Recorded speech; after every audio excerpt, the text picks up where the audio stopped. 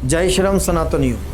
बांग्लादेश में दीपू चंद्र दास की जो हत्या की गई है, उस हत्या का आपको कोई फर्क नहीं पड़ेगा, कारण कि आपके घर का कोई नहीं मरा। सनातनियों को बिल्कुल भी फर्क नहीं पड़ता, क्योंकि उनके घर का कोई नहीं मरा। अगर मरेगा तब वो सोचेंगे, उठेंगे, जागेंगे और कहेंगे कि हाँ, हमें कुछ करना है। लेकिन यही विधर्मियों के साथ, शांति दूतों के साथ यही एक प्लस पॉइंट है। वो इस चीज़ की चिंता नहीं करते कि उन्हें दुकान पर जाना है, वो इस चीज़ की चिंता नहीं करते कि उन्हें कहीं और जाना है, वो इस चीज़ की चिंता करते हैं कि कौम बुला रही है। वो इस चीज़ की चिंता करते हैं कि मस्जिदों से अजान हो रही है, अजान के समय में कहा जा रहा है आओ सभी मोमिनों इकट्ठे हो जाओ। और ये प्रशंसनीय है, ये योग्य है इस बात के वो कि उनकी प्रशंसा की जाए, क्योंकि आप में जो कमी है वही उनकी ताकत है। हम एक नहीं होते, वो एक होते हैं, ये उनकी ताकत है। हम आंदोलित नहीं होते, ये हमारी कमजोरी है, और वो आंदोलित होते हैं, ये उनकी ताकत है। और आपको ये बता दूं, दीपू चंद को जो मारा गया है, वो उन्होंने उस पर इल्जाम लगाया है ईश निंदा का। और जो ईश निंदा को नहीं समझते हैं, मैं उनको बता दूं, ईश निंदा का मतलब है आप उनके मोहम्मद साहब या अल्लाह के विषय में यदि आपने कोई भी क्वेश्चन क्रिएट कर दिया तो वो उसे ईश निंदा कहा जाता है। और इस जुर्म की सजा सजाए मौत है, सर तन से जुदा। जो ये नारे लगाए जाते हैं वो इसीलिए लगाए जाते हैं। लेकिन मैं आपको बताऊं कि आपके ईश्वर की निंदा तो वो दिन में 5 बार करते हैं, वो भी बड़े बड़े माइक से, स्पीकर पे जब वो बोलते हैं ना अल्लाहू अकबर, इसका मतलब है अल्लाह से बड़ा कोई नहीं है। तो क्यों, अगर ईश निंदा कानून यदि उनका चलता है और इसके दम पर ही वो पूरी दुनिया में काबिज हैं, तो क्यों नहीं भारत सरकार ये कानून लेके आती कि हिंदुओं के, सिखों के जो भगवान हैं या वो जो भी उनके जिनमें श्रद्धा रखते हैं, वो उसकी बुराई करना भी ईश निंदा में आना चाहिए। ये 5 टाइम अल्लाहू अकबर कहते हैं, तो इसका मतलब है कि अल्लाह ही सबसे बड़ा है। ना आपके राम, ना आपके कृष्ण, ना आपके बौद्ध, ना आपके नानकों के 10 गुरु, कुछ भी नहीं, सब निरर्थक है। मुझे कई लोगों ने ये बोला कि महाराज जी आप तो भागवत कथा करते हैं, आप तो रसिक हैं, तो आप इस प्रकार की बातें क्यों कर रहे हैं? अरे नहीं, मुझे कोई फर्क नहीं पड़ता। लेकिन मुझे फ़र्क क्यों पड़ रहा है, क्यों बोलना पड़ रहा है? क्योंकि वसुदेव कुटुंबकम, जब हम धर्म में आते हैं तो हमारे गुरुदेव सिखाते हैं कि आपकी पीड़ा मेरी पीड़ा है। यदि मैं भी चुप बैठ जाऊं और मैं भी सिर्फ माला ही जपूं और कल को आप मर रहे हो, तो मतलब मैं चुप बैठूं क्या? आपको मेरे सामने मार दिया जाए, आपकी बिटिया को उठा के ले जाए, तो मैं चुप बैठ जाऊं क्या? क्या ये होना चाहिए? धर्म में ये नहीं सिखाया जाता, हमें शस्त्र और शास्त्र दोनों सिखाए जाते हैं। मेरे सनातनियों, ये बहुत नुकसान वाली बात है, आपको समझना होगा। इस समय धर्म की हालत सिर्फ ये नहीं है कि आप राधे राधे करें और कीर्तन करें। आज हमें ऐसे महात्माओं की ज़रूरत है, ऐसे महात्माओं की जो बर्मा में एक भिक्षुक हैं, बौद्ध भिक्षुक, उन्होंने वहाँ पर जाके जो ये परिवर्तन किया, वैसे एक महात्मा की ज़रूरत है। भिक्षु जो होते हैं वो पूर्णतः अहिंसा पर चलते हैं और भगवान बुद्ध के जितने भी नियम हैं उनका पालन करते हैं, और ये बहुत सहनशील होते हैं। और बहुत उसके बावजूद भी उनमें एक नेता आए और उन नेता ने पूरी की पूरी डेमोग्राफी वहाँ की बदल दी। मेरा था नाम है।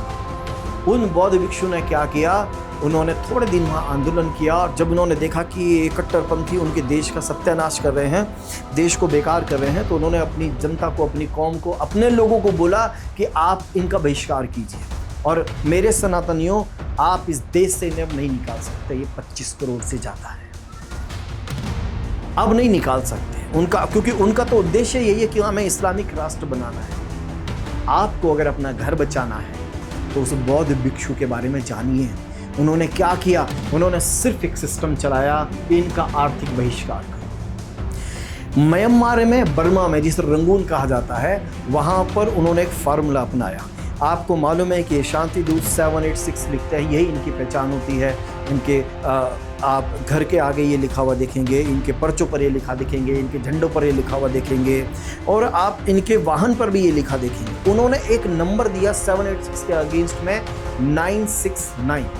तो ये हो गया, जो बौद्ध थे उन्होंने अपने घर के बाहर 96 लाइन शुरू कर दिया लिखना, और जो दुकानें थी उन पर भी 969। उससे क्या हुआ कि जो व्यापार हुआ, जो काम हुआ, जहाँ चाहे ठहरना है, चाहे सर्विस लेनी है, चाहे दाढ़ी बनवानी है, चाहे सब्जी लेनी है, चाहे रिक्शे में जाना है, ऑटो में जाना है, टैक्सी लेनी है, कपड़े खरीदने, दर्जी को चाहिए, कुछ भी चाहिए, वो उसी का चाहिए जिसका 969 हो, क्योंकि वो राष्ट्रवाद को बढ़ावा देगा। कैसे? उन्होंने 969 एक नंबर रखा। 9 का आप मतलब समझ लें 9 गुण जो बौद्ध ने बताए, 6 कर्म इसके अंदर आ जाते हैं, और फिर जो 9 है, जो संघ की जो चरित्र है, संघ का जो सिस्टम चलता है, उन 9 का उन्होंने इसको ही प्रसारित किया। यही मैं समझता हूँ सनातनियों को करना चाहिए। और एक भारत सरकार से मेरी प्रार्थना है कि भारत सरकार को नियम बनाना चाहिए कि जो भी व्यापारिक संस्थान होंगे, जैसे जीएसटी का बोर्ड लगता है ना, ये जीएसटी नंबर है, जितने भी व्यापारिक संस्थान हैं उनमें एक इतना बड़ा कम से कम 2x2 का बोर्ड लगना चाहिए। उसके जो मालिक है उसका नंबर और उसका आधार नंबर, चाहे बेशक आप मास्किंग कर दीजिए, लेकिन उसका फोटो और ऑथराइज सरकार की तरफ से कुछ ऐसा सिस्टम बनाना चाहिए गवर्नमेंट को, ताकि हमें पता चले हम किससे खरीद रहे हैं। ठीक है ना? जैसे अभी आपको बताऊं, योगी जी ने एक अच्छा स्टेप लिया। 2 तरह के प्रोडक्ट आते हैं हमारे हिंदुस्तान में। आपको मालूम है ये बात कि हलाल एक चीज़ है जिस पे ठप्पा लगता है हलाल का। हलाल का मतलब है कि मुस्लिम द्वारा बनाया गया है और मुस्लिम के योग्य है, और लेकिन हम उन्हें भी खा रहे हैं। और खाने की चीज़ों पे नहीं, माचिस की डिब्बी पर भी हलाल का सर्टिफिकेट। कारण कि जो सामने वाला है वो ये देखकर खरीदेगा कि ये शांति दूत का है, मेरा पैसा शांति दूत के पास जाएगा और ये पैसा उसी के धर्म के लिए इस्तेमाल होगा। इसी प्रकार से सेल्फ डिक्लेरेशन हम सभी हिंदुओं को लेकर चलनी चाहिए। अगर आपको बात समझ आती है तो इसको आप शेयर कर दो, क्योंकि देखो आप अगर रोड पे नहीं जा पा रहे तो वैचारिक क्रांति तो लाइए, कोई तो होगा जो आपकी बात सुनेगा। और हमें सच में जो हमारे मिराथा जी हैं ऐसे बौद्धिस्ट चाहिए जिन्होंने आज हालात ये कर दिए हैं, जो रोहिंग्या थे और जो इस प्रकार के वहाँ पर शांति दूत थे जो अशांति फैला रहे थे, उनको देश छोड़ना पड़ रहा है। और जो हिंदू इस बात को कहते हैं ना, जो सनातनी इस बात को कहते हैं नहीं जी हम हिंदू कभी ख़त्म नहीं हो सकते, हम हज़ारों करोड़ों साल से हैं। मेरे भाई ज़रा डेमोग्राफी देखो दूसरे देशों की, जहाँ पर कहीं आप 19% थे अब आप 1% रह गए हैं। बंगाल के हालात देख लो। और जो ये कहते हैं कि कुछ बात है कि हस्ती मिटती नहीं हमारी, सदियों रहा है दुश्मन दौरे ज़माना हमारा। इसका मतलब ये है कि ये सिर्फ गलत फहमी है, खुश फहमी है। और ये बात मैं ऐसे नहीं कह रहा हूँ, आप इतिहास प्रमाण उठा के देखिए और आपको दिख जाएगा। ये जो मुगल करते आए हैं यही तो करते आए थे। हिंदुओं के सर काट काट के मीनारें बनाई हैं, हिंदुओं के जनेऊ की मीनार बनाई। आप जनेऊ समझिए, धागे तक की मीनार बन के आग लगाइए, जलाया है। तो ये कोई ऐसी बात नहीं बताई जा रही है आपको कि जो डराया जा रहा है। नहीं, डरा नहीं जा रहा, चेताया जा रहा है, चेताया जा रहा है। ये हरी इसको कहते हैं, मैं इसको अपनी भाषा में कहता हूँ हरी खरपतवार।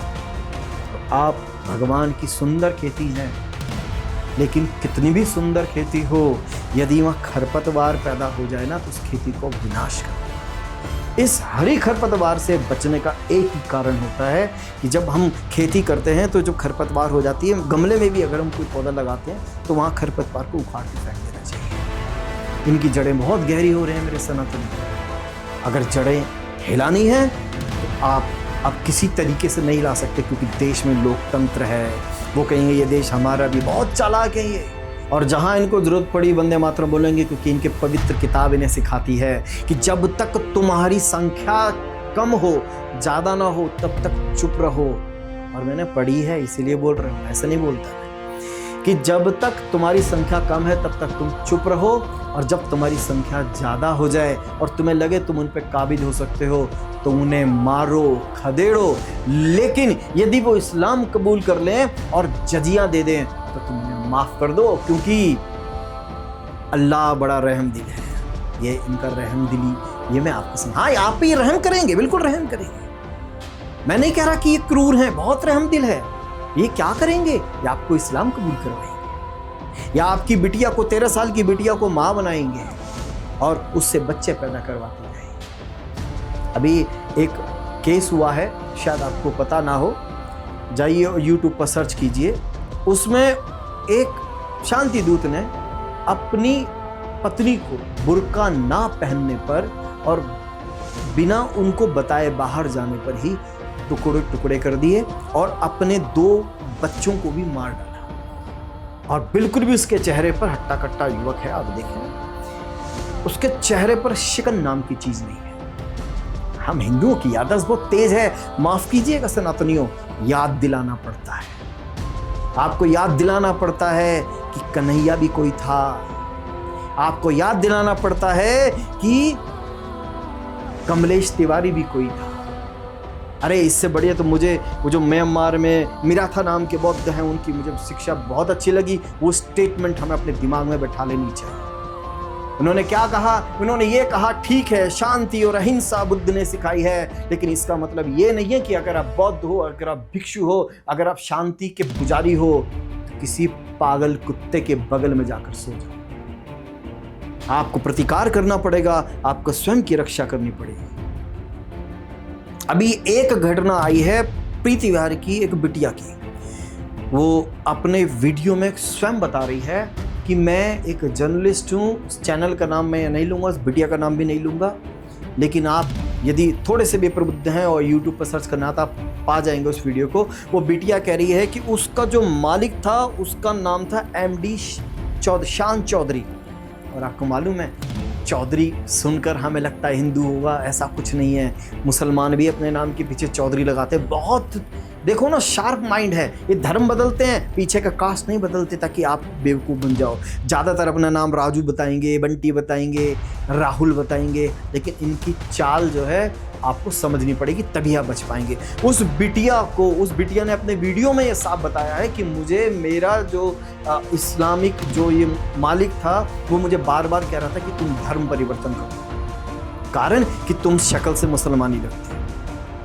और तो और लालच भी दिया, बोला कि तुम्हारी तनख्वाह जो 25,000 रुपये है मैं उस तनख्वाह को 1 लाख रुपए करूँ। लेकिन उस शेरनी बिटिया की बहुत अच्छी बात यह है कि उसने अपने आप को वहाँ से बचाया और वो प्रीति विहार पुलिस स्टेशन में गई और वहाँ पर उसने उसके खिलाफ FIR भी कराई है। हालांकि उस बिटिया का ये आरोप है कि वहाँ पर जो पुलिस अधिकारी थे उन्होंने उनको उस प्रकार से ट्रीट नहीं किया जिस प्रकार से करना चाहिए। तो अभी भी क्या ये हाल है हमारे देश में? अभी भी कुछ दिन पहले मैंने सराय रोहिल्ला की भी एक घटना सुनी है, मैंने लाजपत नगर की एक घटना सुनी है। मतलब ये बीजेपी की जो सरकार है, भारतीय सरकार, जिससे हम सनातनियों को बहुत उम्मीद है, मोदी जी से बहुत उम्मीद है, वो सरकार के राज में, दिल्ली में राज है तो ये हाल है। मतलब तो फिर हम जाएंगे कहाँ? फिर एक ही हथियार बचेगा जो महात्मा गांधी जी अहिंसा करते करते लास्ट में क्या करना पड़ा उन्हें, मरो या मारो। और जब अपनी जान की बात आती है ना साहब, तो मरो या मारो ही करना पड़ता, और कोई चारा ही नहीं। ये भड़काऊ भाषण नहीं है, ये भड़काऊ स्टेटमेंट नहीं है, ये आत्मरक्षा के लिए आपको मैं बताऊं। हम आत्मरक्षा करना कहाँ जानते हैं? अभी एक 14 साल की बिटिया के रेप की खबर मैंने सुनी है, और जब वो आवाज उठा रही है तो सर तन से जुदा। अभी एक वीडियो मैंने देखा जिसमें एक शांति दूत टोपी लगाए एक पुलिस अधिकारी से, देखिए कितनी बदतमीजी से बात कर रहा है। और वो बात क्या कर रहा है, बकायदा उसको बोलता है क्या चाहिए तुझे, ऐसे बोलता है। इन्हें तो सिखाई जाता है इनके धर्म में कि स्त्री में तो आत्मा ही नहीं होती, इनका धर्म तो ये सिखा रहा है। और हम कह रहे हैं यत्र नारीस्तु पूज्यन्ते, जहां नारी की पूजा होती है, हम नारी की पूजा करते हैं। उनके धर्म में कैसे सिखाया जाता है? वो वीडियो को आप ध्यान से देखें। उस वीडियो में आप ये देख रहे हैं कि वो टोपीदार व्यक्ति पैसे लेके उस पुलिस अधिकारी को देता है, वो उसके मुंह पे मारता है। तो शेरनी बिटिया को मैं बधाई दूंगा। ऐसी शेरनी बेटियों की जरूरत है। इंस्टाग्राम पे हिंदू बेटियों को सिर्फ ठुमके लगाने और नाचने की जरूरत नहीं है। अपने अंदर शेरनी पैदा कीजिए, आप हिम्मत तो देखिए। और वो वहां पर वो हमारी बहन ये कह रही है कि यदि तुम एक पुलिस अधिकारी के साथ ऐसा व्यवहार कर रहे हो तो तुम और दूसरी महिलाओं के साथ और लड़कियों के साथ कैसे व्यवहार कर रहे हो। और वो कह रहा है कि मैं तुझे छोड़ूंगा नहीं। इनकी इतनी हिम्मत क्यों बढ़ी है? हमारी निष्क्रियता के कारण। हालांकि कुछ संगठन काम कर रहे हैं, कुछ युवा मैं देख रहा हूँ बड़ी बड़ी लंबी दाढ़ी वाले, कुछ जो गौ रक्षा में लगे हैं, कुछ बजरंग दल में लगे हैं, बहुत अच्छा काम कर रहे हैं, लेकिन एक दो से काम नहीं बनेगा। वैचारिक क्रांति चाहिए। हर जो आज की न्यू जनरेशन है उसको तो लगता है कि हिंदू धर्म बेकार का मसला है, लेकिन बेकार का मसला नहीं है, ये अस्तित्व का मसला मेरे बच्चों। अस्तित्व, अगर ये तुम्हारा अस्तित्व ही खत्म हो जाएगा तो तुम कहाँ बचोगे? आपको मालूम है हाई कोर्ट में एक मसला चल रहा है जो मेरे संज्ञान में आया है कि 75,000 से लगभग छोटे छोटे बच्चे जिनकी उम्र 5 साल है, 2 साल है, 8 साल है, 4 साल है, किडनैप किए जा रहे हैं। और कई जगह तो गरीबों के जाते हैं क्योंकि गरीब की कोई नहीं सुनता है। आप क्या, गरीब की क्या, आप वैसे भी आपका कोई घर का व्यक्ति अगर ना आ पाए 3-4 दिन, तो वैसे ही पुलिस वाले 3-4 दिन तो रिपोर्ट ही नहीं लिखते, कहते हैं शायद कहीं घूमने चले गए होंगे या नाराज होकर चले होंगे, आप आ जाइएगा बात। कईयों की तो रिपोर्ट नहीं लिखी जा रही, तो आंकड़े कई गुना हो सकते हैं। लेकिन एक मीडिया रिपोर्ट में मैंने ये पाया कि 75 से 80 हजार गुमशुदगी के बच्चे जो कहीं जिनका आता पता नहीं मिला, केरल के एक मदरसे में, शायद मैं स्थान का नाम गलत ले रहा हूं, आप करेक्ट कर लीजिएगा, एक मदरसे में पाए गए, मरे हुए नहीं, जिंदा। उनका धर्म परिवर्तन हो चुका था। जो मेल चाइल्ड्स थे उनका खतना हो चुका था और उन्हें हमें इस्लाम की शिक्षा दी जा रही है। ये किस हद तक जा सकते हैं? ये सिर्फ ब्लास्ट नहीं करते, ये आपके लिए राइजिंग पॉइजन बनाते हैं, जो आपकी सब्जियों में मिला दिया जाएगा, फल में मिला दिया जाएगा, जिससे लगभग 10 से 20 लाख लोग मर जाएं और जिसके कारण तक का पता ना चले।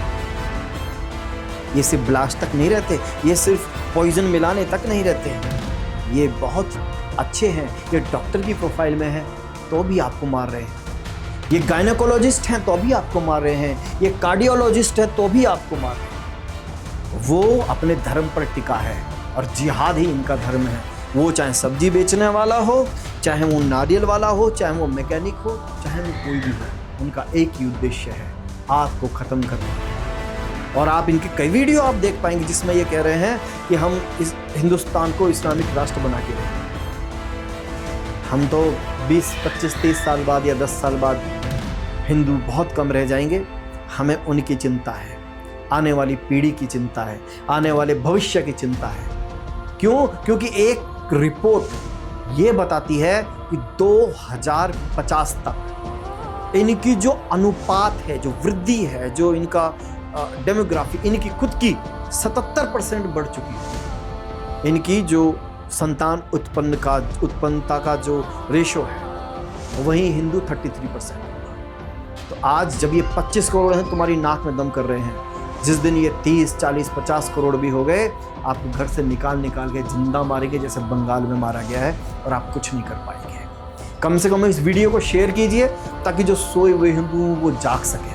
और सिर्फ सोचने से नहीं होगा काम, ग्राउंड पे आना। जय श्री राम।